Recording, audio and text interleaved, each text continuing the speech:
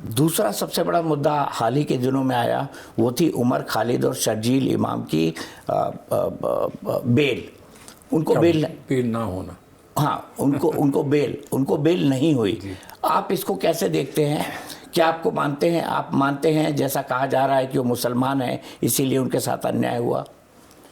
देखिए, कहने के लिए कोई कुछ भी कह दे, शर्जील इमाम और उमर खालिद ही आखिर नहीं थे उस बहस में, उस बेल के मामले में। और लोग भी थे जिनको बेल मिल गई है, 5 अन्य लोग। और जो 5 अन्य लोग हैं जिनको बेल मिली वो भी मुसलमान थे। तो ये भी कहना चाहिए कि 5 मुसलमान लोगों को बेल भी मिली है, ये भी कहना चाहिए ना। तो उसको मुसलमान और हिंदू और गैर मुस्लिम के लिहाज से आप क्यों देखें। लेकिन हाँ, जो फैसला हुआ है उस पर चिंता व्यक्त की जा सकती है। चिंता किस बात की? चिंता इस बात की कि वही सुप्रीम कोर्ट, जिस सुप्रीम कोर्ट ने इस मामले में बेल नहीं दी 2 लोगों को, उसी सुप्रीम कोर्ट ने अनगिनत टाइम्स ये कहा है कि समय ज़्यादा हो जाए और अगर कोर्ट जो है फैसला ना कर पाए और समय ज़्यादा हो जाए तो बेल दे देनी चाहिए। और शायद इसी को समझ के जब उनकी हाई कोर्ट ने सेंगर को बेल दी तो यही बात शायद समझ के दी थी कि अगर समय ज़्यादा हो रहा है और हम सुन नहीं पा रहे हैं तो हम बेल देते हैं। लेकिन सुप्रीम कोर्ट ने उस बेल पर रोक लगाई है। अभी उसका अंतिम निर्णय नहीं आया है, लेकिन रोक लगाई है। तो हिंदू मुसलमान का ना कहकर हम ये माने कि बेल मिलनी चाहिए, जब समय ज़्यादा हो तो बेल मिलनी चाहिए। तो इसमें भी सुप्रीम कोर्ट ने ये कहा है कि 1 साल अगर कुछ और नहीं होता है 1 साल भर में, तो आप फिर से बेल के लिए ट्राई कर सकते हैं। तो आज नहीं मिली तो कल तो मिल सकती है। तो अभी उम्मीद जो है वो खोनी नहीं चाहिए।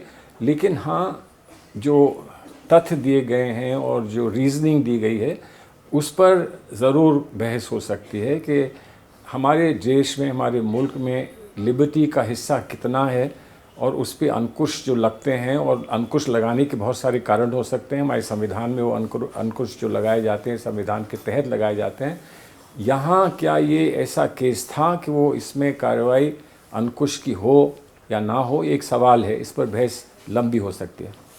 बड़ा सवाल यहाँ पर यह भी है कि जैसे कोर्ट में, लोअर कोर्ट में ट्रायल चल रही है, उसको आप कैसे देखते हैं?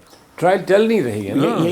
यही मूल मुद्दा है। सच्ची बात यह है कि इस बात को हर प्रोसिक्यूशन को सोचना चाहिए कि ये केस इस बात का नहीं है कि किसी ने कोई गलत काम किया और उस पर इल्ज़ाम लगा और उस पर बहस हुई और उसके बाद उसको सज़ा हुई या उसको छोड़ दिया गया। ये 500 या कितने FIRs को जोड़कर एक जनरल लार्ज कंस्पिरेसी का केस बनाया गया है, जिसमें 500 विटनेसेस होंगे या उससे ज़्यादा विटनेसेस होंगे। तो ये तो अगर अच्छी तरीके से भी ये केस चले तो इसमें तो 20, 25, 30 साल लग जाएंगे।